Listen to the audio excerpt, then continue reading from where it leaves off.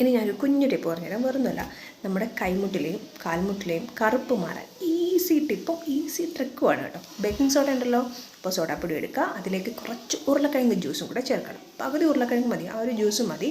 Mix ചെയ്യുക നന്നായിട്ട്. ഒരു 5 മിനിറ്റ് നമ്മുടെ കൈമുട്ടിൽ നന്നായിട്ടൊന്ന് സ്ക്രബ് ചെയ്യുക. 5 മിനിറ്റ് തുടർച്ചയായിട്ട് വേണ്ട, കുറച്ച് ഗ്യാപ്പിട്ട് നല്ല രീതിയിൽ സ്ക്രബ് ചെയ്യുക. ആഴ്ചയിൽ ഒരു 2 ദിവസം ചെയ്താൽ മതി. നിങ്ങൾക്ക് ഈ ഒരു റിസൾട്ട് നന്നായിട്ട് അറിയാൻ പറ്റും.